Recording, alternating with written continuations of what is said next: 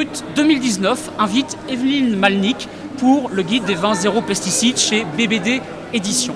Si elle se montre plutôt discrète dans un univers plutôt peuplé de grandes gueules, Evelyne Malnik n'a pas attendu la mode pour produire des ouvrages typés par une sensibilité bio, biodynamie, voire nature.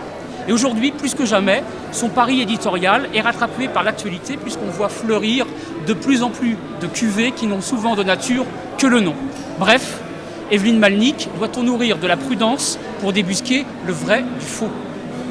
Oui, alors après 3 guides des vins en bio depuis déjà 2005, donc ça fait longtemps, 5 guides des vins en biodynamie, un livre sur les vins naturels, j'ai voulu aller plus loin pour que le consommateur puisse boire bon, parce que le vin c'est avant tout le plaisir, et sain. Et je crois que le problème des pesticides est particulièrement important quand on sait que la vigne ne représente que 3,7%, moins de 4% de la surface viticole, et elle utilise 20% des pesticides. Donc c'est vraiment énorme. Et on a même pu parler du goût des pesticides dans le vin. Il y a un professeur, le professeur Serralini, qui donc dans un livre a évoqué le goût des pesticides. Donc c'est dire l'importance de ce problème. Mais en même temps, c'est un même combat qui continue entre les deux livres. Alors est-ce que nature et pesticides, ça s'exclut ou pas? Non, c'est complémentaire. Donc en fait, on peut être sans pesticides et naturel, mais pas obligatoirement. Parce que finalement, en principe, les vins naturels sont bio ou biodynamie, mais ils ne le sont pas tous.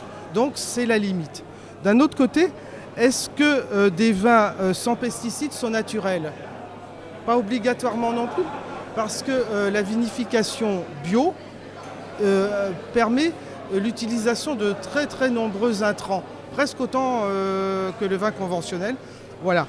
Donc en fait, il y a quand même des vignerons, alors on ne va pas tous les citer, mais Frick pour l'Alsace, Couche pour le vin, Gramenon dans la vallée du Rhône, Thierry Germain pour la Loire, qui sont d'ailleurs dans les deux guides, ont prouvé qu'on pouvait être à la fois biodynamie et sans pesticides.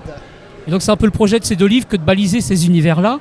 Alors, reste une chose, du livre au litre, il y a peu. Qu'est-ce qu'on boit alors là, pour accompagner la lecture? Un vin que j'aime beaucoup, un Gewürz macération pur vin du domaine Pierre Frick. C'est un vin, alors rien qu'au nez, il exhale, il embaume les arômes naturels du Gewürz, le litchi, la rose. Et en bouche, il a une belle matière, il est riche avec un peu de gras et en même temps il est sec. Et ça, avec cette méthode de la macération, c'est tous les arômes du Gewürz qui explosent et font le plaisir. Moralité, brut. Brut. Une